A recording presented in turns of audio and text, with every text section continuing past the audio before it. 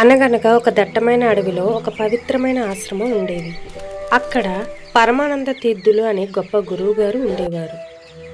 ఆయన దగ్గర వందల మంది శిష్యులు విద్యాభ్యాసం చేసేవారు. మనం మన ఉనికి యొక్క స్వభావాన్ని అర్థం చేసుకోవాలి. వారిలో మాధవుడు అనే శిష్యుడు చాలా తెలివైనవాడు. కానీ అతనికి ఒక చిన్న లోపం ఉండేది. అదే అదుపులేని కోపం. ఒకరోజు మాధవుడు చాలా ఏకాగ్రతగా పారాయణం చేస్తున్నాడు. అప్పుడు ఒక పిల్లవాడు వచ్చి మాధవుడిని ఇబ్బంది పెడతాడు. అప్పుడు మాధవుడు కోపంగా గట్టిగా ఆ పిల్లవాడిని మందలిస్తాడు. ఏంటి, ఇదేనా నువ్వు నేర్చుకున్న సంస్కారం? ఇలాగైనా నువ్వు జాగ్రత్తగా ఉండాలి కదా అని అంటాడు.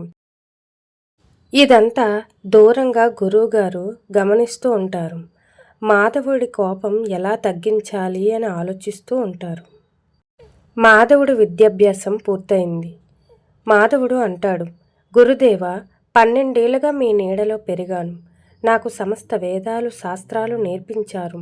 ఈరోజు నేను ఇంటికి వెళ్తున్నాను.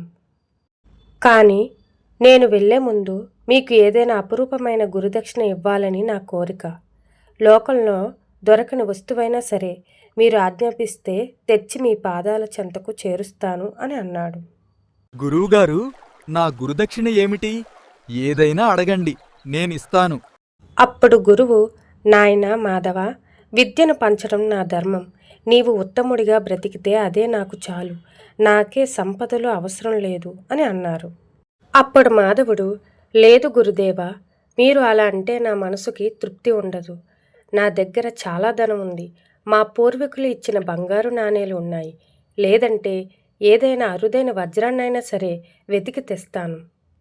దయచేసి నన్ను నిరాశపరచకండి గురువుగారు అని అన్నాడు.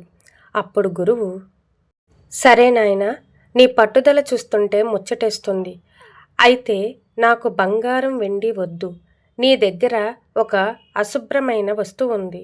అది నాకు ఇచ్చేస్తావా అని అడిగారు.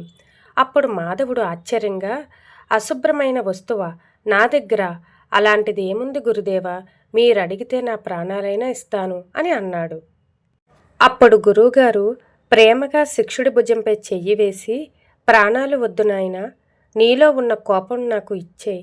ఇప్పటి నుండి నీకు ఎప్పుడు కోపం వచ్చినా నా కోపం నా గురువుగారికి ఇచ్చేశాను, ఇది నాది కాదు అని నీ మనసుకు చెప్పుకో. నీ కోపాన్ని నాకు దక్షిణగా ఇస్తానంటే నేను సంతోషిస్తాను అని అన్నారు. అప్పుడు ఆ మాటలకి మాధవుడి కళ్ళల్లో నీళ్లు తిరుగుతాయి. తన తప్పు తెలుసుకుంటాడు. గురుదేవా, ఎంతటి జ్ఞానాన్ని ప్రసాదించారు. బయట దొరికే వస్తువుల కంటే నాలో ఉన్న చెడు గుణాన్ని వదిలేయడమే అసలైన దక్షిణాన్ని బోధించారు. ఇప్పటి నుండి నా కోపాన్ని మీ పాదాల వద్ద వదిలేస్తున్నాను. నేను ఎల్లప్పుడూ శాంతంగా ఉండి మీ పేరు నిలబెడతాను అని అన్నాడు. చూశారుగా, మనం ఇచ్చే డబ్బు కానుకల కంటే మనలోని చెడు ఆలోచనలను, కోపాన్ని వదిలిపెట్టడమే భగవంతుడికి లేదా గురువుకి ఇచ్చే గొప్ప కానుక. కోపం మనిషిని నాశనం చేస్తుంది. శాంతం మనిషిని మహానుభావుని చేస్తుంది. ఈ వీడియో మీకు నచ్చిందా? నచ్చితే కామెంట్ చేయండి. మరొక మంచి కథతో మళ్ళీ కలుద్దాం.